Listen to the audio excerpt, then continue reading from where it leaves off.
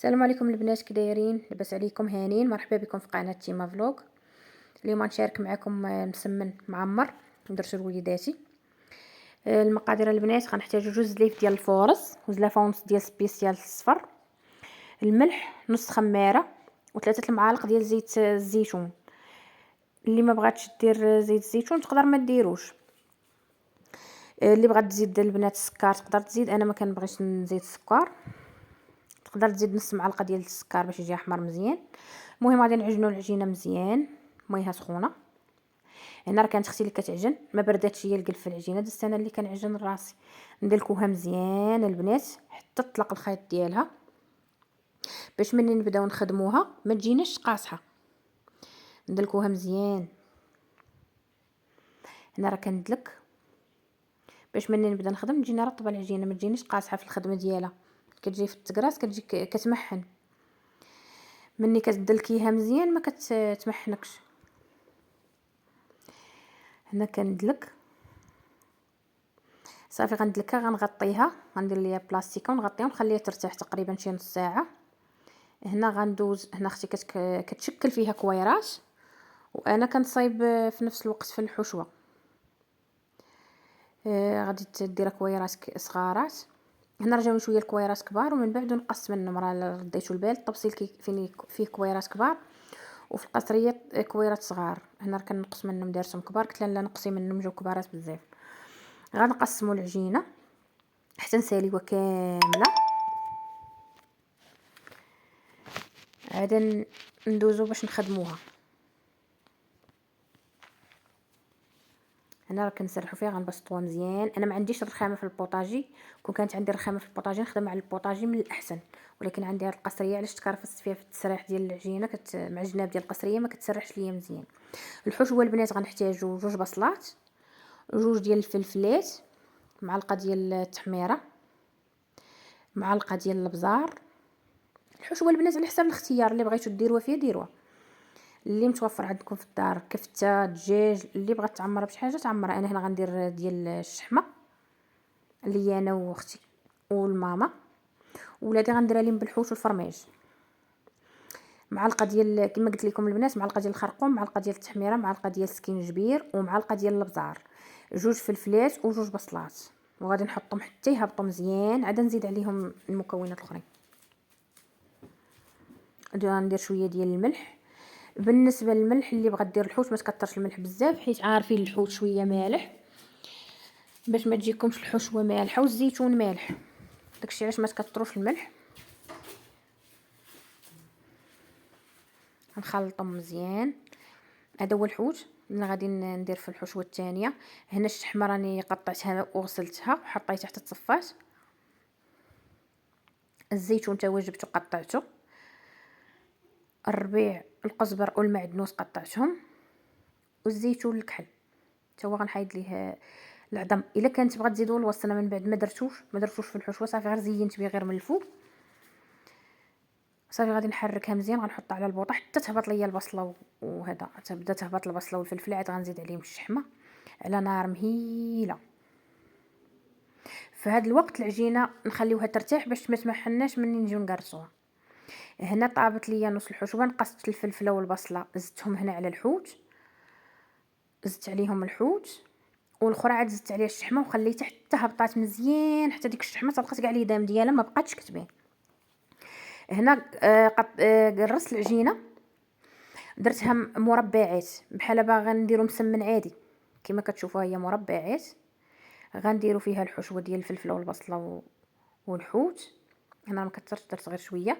جات 5 دراهم ديال الفرماج احمر صافي، وكنعمر بها،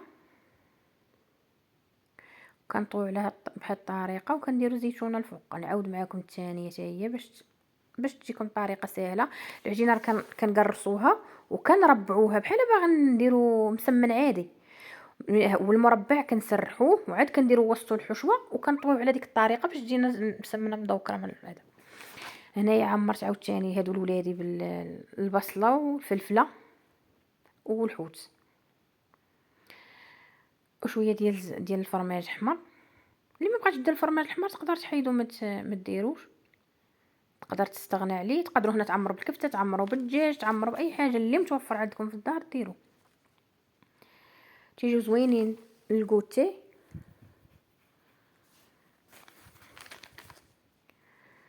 هنا نعاودوا واحده اخرى.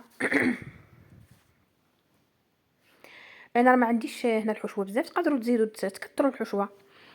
اللي عزيزه عليه بزاف يكثر يضوبل باش تجيه مزيانه.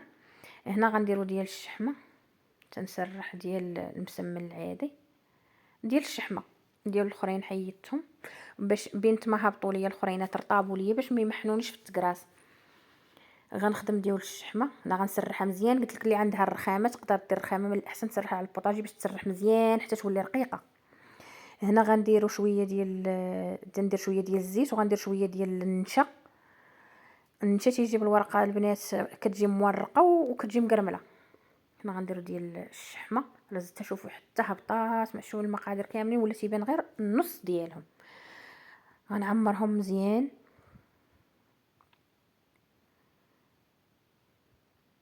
نسرحوا عليها كامله.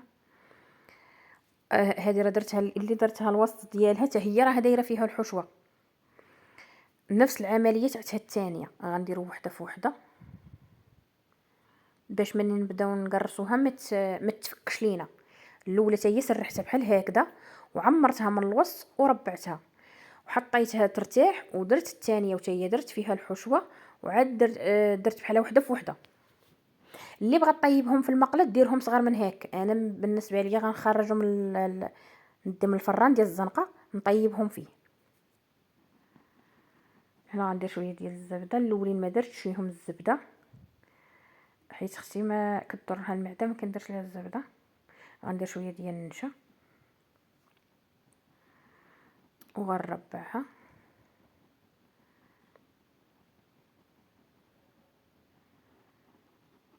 وغنحطها ترتاح. هادو هما اللي عمرت بهم، هادو هما ديال اللي عمرتهم بالحوت والفرميج. هذه الثانيه حتى هي غنسرحها.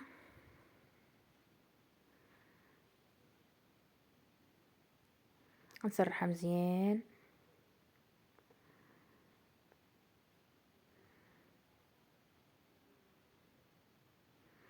هذه طريقه سهله البنات وزوينين. الكوتي حتى العشاء اللي حصلتي في العشاء ما لقيتي شنو ديري. انا رطابوا ليا ديال دوك المربعات. غادي نعاود نعمرهم بالحشوه ديال الحوت وديال الفلفله والبصله.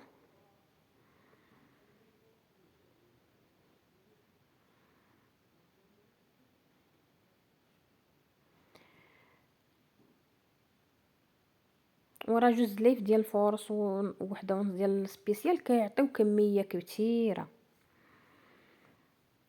انا غادي نسرح هذيك اللي درت معاكم ديال الشحمه باش مني رطابت هبطات غادي نديرها. بالنسبه للبنات اللي غيطيبوا في الفران ديال الزنقه ولا حتى في الفران ديال الدار ما تبسطوهاش بزاف، حيت انا جاتني شويه جات قاصحه. واللي خليتها شويه غليظه جات هي هذيك مزيانه. اللي غيطيبوا في المقله ديال الدار اللي يبسطوها مزيان. ترى الحشوه ما كتخرج ما حتى شي حاجه، بالعكس مع وحده فوحده كتجي مزيانه. هنا درت شويه ديال التحميره وصفر ديال البيضه ومعلقه ديال الخل، وغادي ندهن بها من الفوق. هادو ندهن بيه ديال الحوت حتى هما باش يجوني حمرين، ما يجونيش باش يعطيو داك اللون. انا راه حيدت ما كاين ما احسن من الواحد يخدم بيدي، حيت الفرشيطه كنخدم بيدي. هادو هما دوك المربعات غادي ندهنهم وعاد غندير ليهم زيتونه هنا مني طابو كيجيو مقرملين مقرمشين زوينين. هادو راهم اللي بقاو ليا. تلاقيت مع جارتي اللي كتوحم عطيتها. المهم الدراري جاو تما حتى ياكلوه. الزيت هادو صح بس صورتهم ليكم. تيجيو زوينين البنات، جربوهم ما غتندموش عليهم. كيجيو مقرملين مقرمشين والورقه ديالهم خفيفه، ما كيجوش من الوسط ملقطين البنات. جربوا ما البنات هذه هي الوصفه ديالنا ديال اليوم، نتمنى تعجبكم. تهلاو في روسكم وبارطاجيو القناه البنات مع الناس اللي كتعرفوا. تهلاو ليا في روسكم.